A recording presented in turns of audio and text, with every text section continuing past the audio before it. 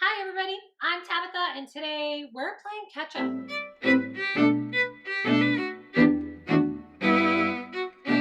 Okay, so here's the deal. You haven't seen me in a while, right? That's because, we had some things going on. My husband had surgery, spent some time in the hospital there, but he's home. He's feeling better every day. That's what he keeps telling me. But it's been a long time since I've checked in with you. Like, I think I've read 12 or 13 books, got new comfy reading furniture. I mean, all kinds of things have changed. So here's the plan. Today, I'm going to go through the fast reviews of the 7 books that I've read so far that were not ARCs, they're not review copies, nobody's really waiting on them, they're not going to be my favorites. I'm going to go through the fast ones. So today's about that. Today's about fast, quick reviews that just get them out there so that you can hear them. Then later, we'll come back and hit the ones that people are waiting for with the full reviews. Now for these ones, if you want the full reviews, if it kind of sounds like your thing and you want to hear what I liked, what I didn't like, check out Goodreads where all of that information for the full review will absolutely be posted. All right, you ready? Let's go. So the first one getting the fast review treatment today is The First Lady by James Patterson and Brendan DuBois.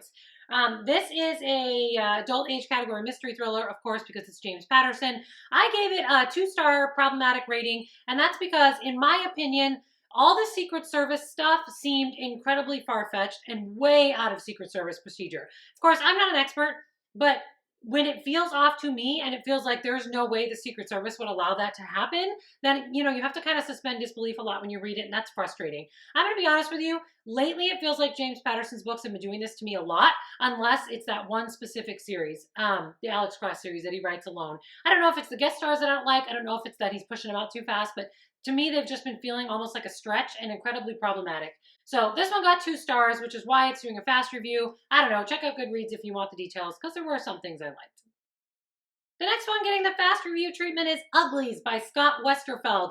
This was a February bonus wheel spin. I spun the wheel and it told me to start a new series, so I did. I picked this one. Uglies came really highly recommended to me, really highly rated. It's a young adult age category, science fiction dystopia kind of story. I gave it 3 stars. I don't think all young adult dystopian fans are going to love it. I think part of the problem is this is a huge genre, right? With like a lot of stuff in it that we love and there are like our go-to favorites. This had a lot stacked against it. I just don't think it was my favorite. One of the problems I saw with it is that the stakes felt really low compared to other things in this genre. In Hunger Games, if you don't get something right, you're going to die. The stakes on this one were lower, so I think when it's competing against other big name books like that, that was really tough. I will say that I loved the symbolism in this one, though. Middle grade teachers, maybe if you find yourselves always falling into the same young adult dystopian books, you're always teaching Hunger Games, and you're looking for something new, I think Uglies would be a good one with a different angle. Plus, because it's not as high stakes and as deadly, you might not get as much parent pushback on this one. So anyway, I went 3 stars for Uglies. It wasn't my favorite. I don't think everybody's going to love it, but it is a good book. The next review getting the fast review treatment is Deadly Cross by James Patterson. I sort of alluded to the fact that this is one of the only series that I feel like hasn't been as problematic for Mr. Patterson. It is the Alex Cross series. I don't know what number this is, out 28, 29, I don't know, something, a lot. I'm a huge fan of the Alex Cross series, so I gave this one 4 stars, but I'll admit I'm probably biased because of how much I do love Alex Cross. This one, I will say I did miss the villain chapters. Early Alex Cross books, Along Came a Spider, those kind of books, Patterson did amazing from the viewpoint of villain chapters that made scary villains that I loved.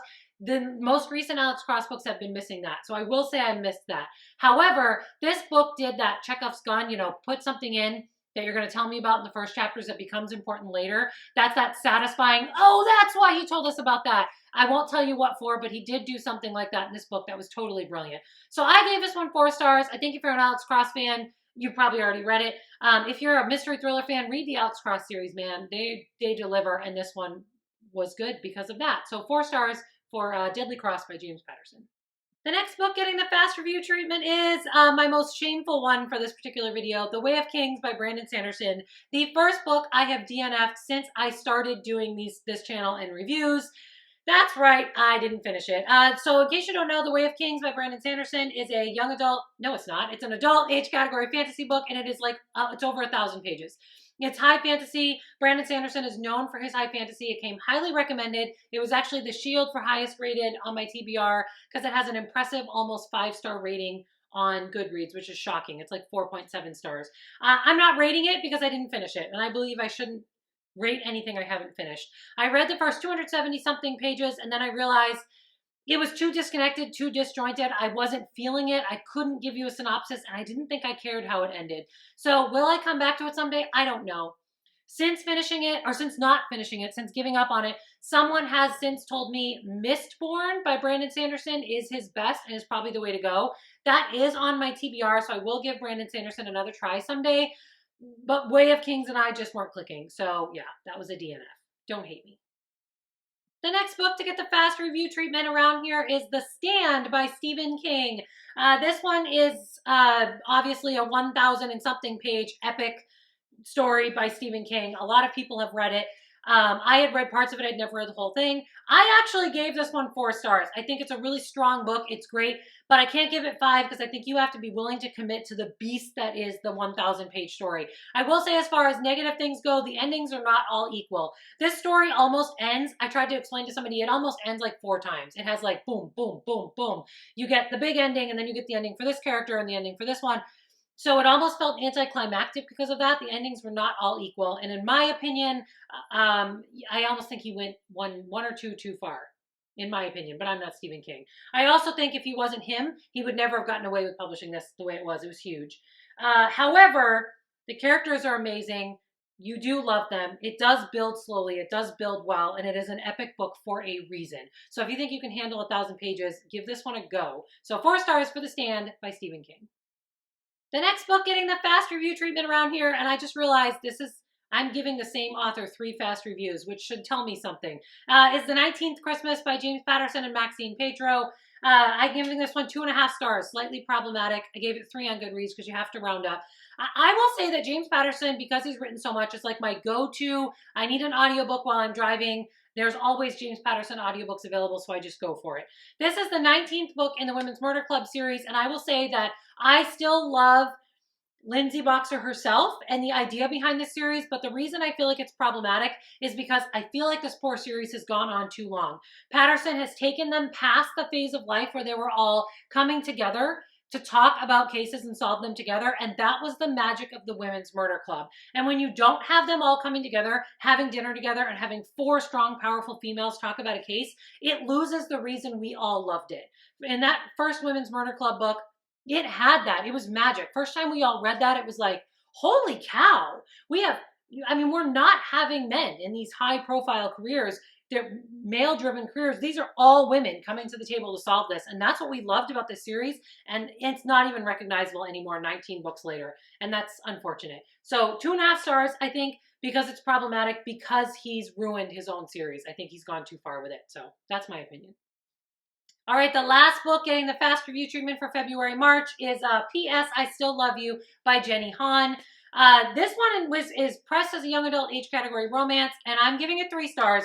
I don't think all young adult romance fans are going to love it because I think it fell too much to the contemporary angle, which I actually liked because I prefer young adult contemporary over young adult romance. But I do think it's problematic when the first book in a series is heavily romance and the second book comes in as more contemporary. So just be careful of that. This one doesn't have that cutesy romance vibe to it.